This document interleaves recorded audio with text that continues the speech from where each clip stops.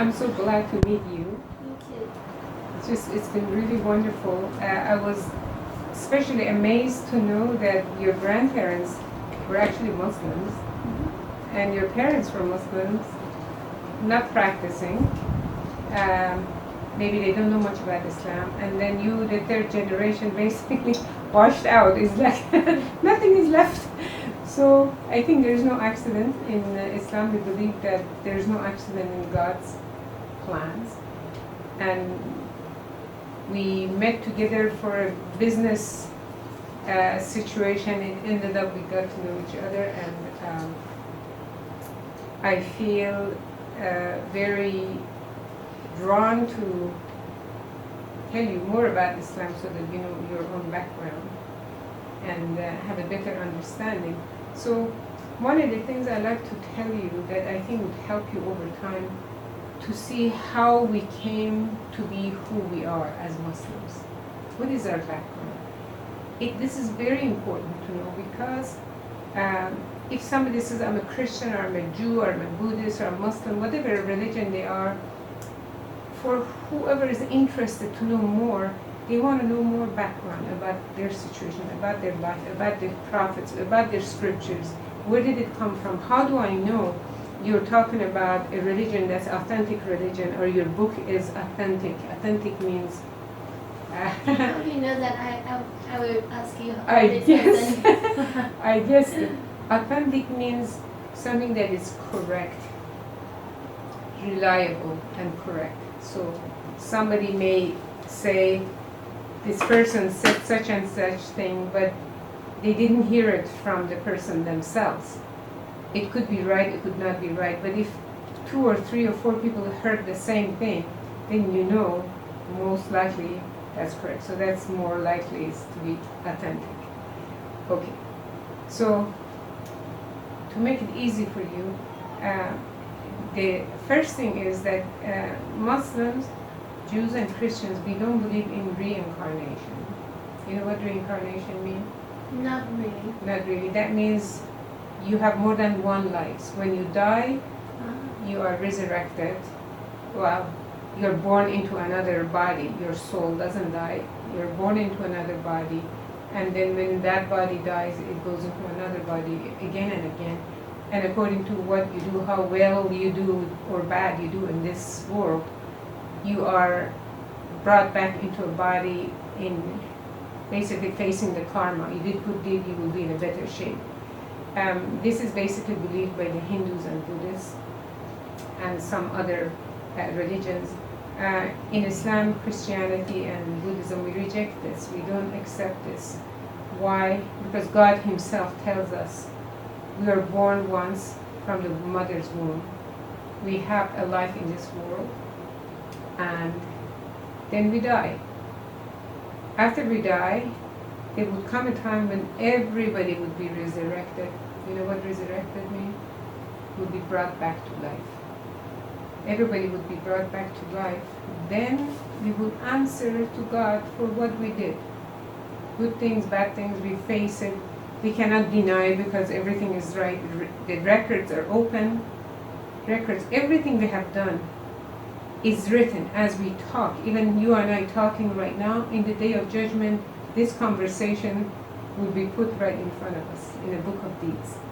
I hope that it's in a book of good deeds for both of us. So for people who did well, they end up with paradise. For people who did not do well, they end up in hell. But it's not that black and white that God says, oh, you didn't do well, you go to hell. It's not like that. Because God is so merciful that gives us chances over and over and over again. And I'm going to tell you more about how this mercy and compassion applies to us today.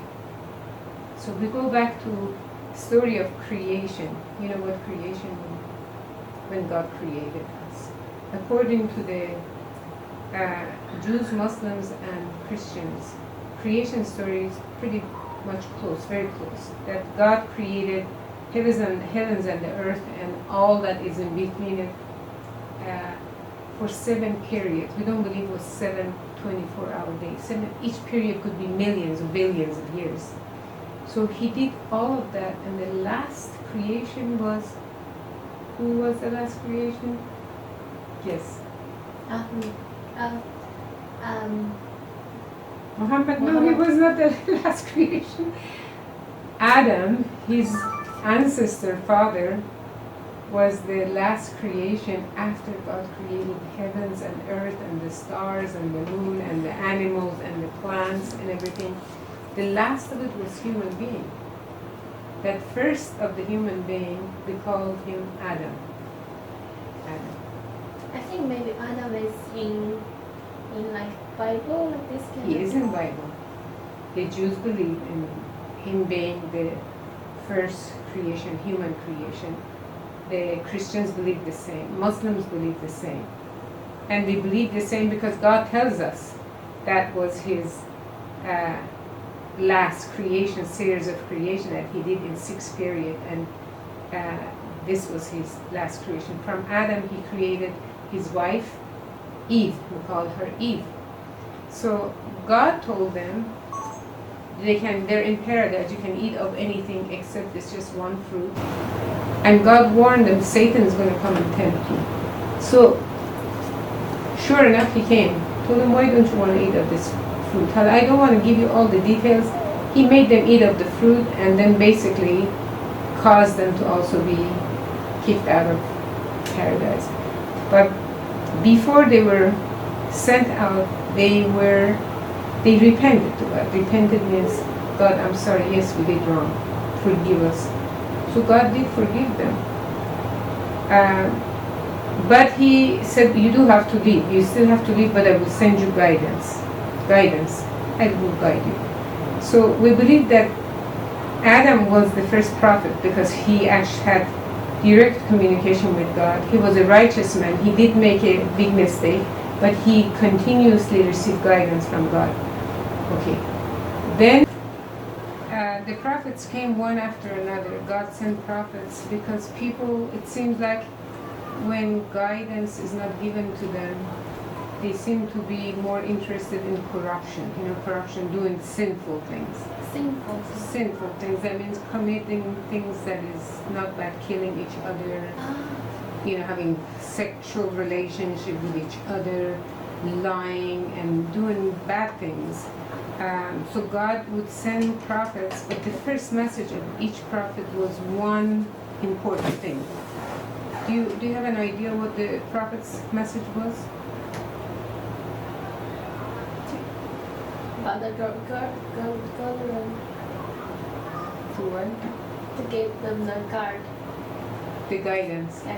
Yes, he was going to give them guidance, but the first guidance that the prophets brought to people was to worship only one God. Remember, La ilaha illallah, there's no God but Allah? La ilaha illallah, Muhammad Rasulullah. Ah, that's it.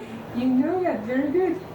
So, does that sound like this is something God would do to guide because he loves us?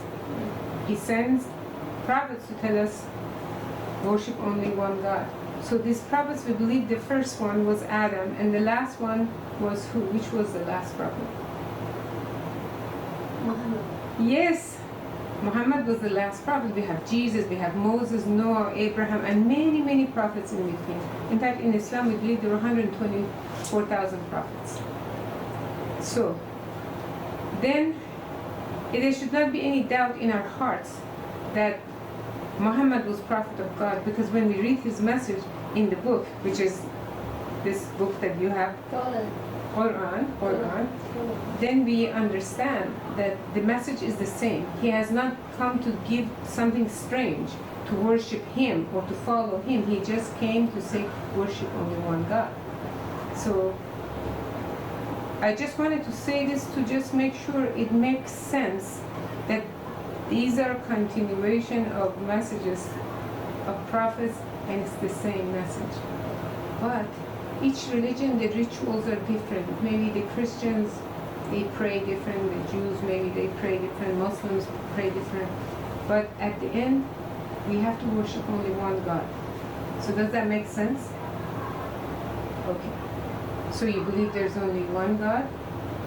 And you believe Muhammad is his prophet? So then you are a Muslim. Prophet like messenger. Prophet is like messenger, but messengers had holy books. Prophets did not have holy books. So messenger is also a prophet. A messenger has a holy book. Not all the prophets had holy book. So, have you ever pronounced the we call it kalama shahada? That means declaring. A person, when they declare that they're a Muslim, they say, I bear witness that there is no God but Allah. I bear witness that Muhammad is his prophet. Can you say that? I bear witness I bear witness that there is no God but Allah, there is no God but Allah, and I bear witness and I bear witness that Muhammad that Muhammad is his prophet. is his prophet. Now we say it in Arabic. We say, Ashhadu an la Ashhadu an la ilaha ilaha illallah illallah wa ashhadu anna wa ashhadu anna Muhammadan Muhammadan Rasulullah. Rasulullah. Now I get a hug. Rasulullah. Congratulations, Thank you you. are a Muslim. Wonderful. Thank you for coming here. I've only known you 2 days. In 2 days, you came a long ways. Thank you. Thank you too.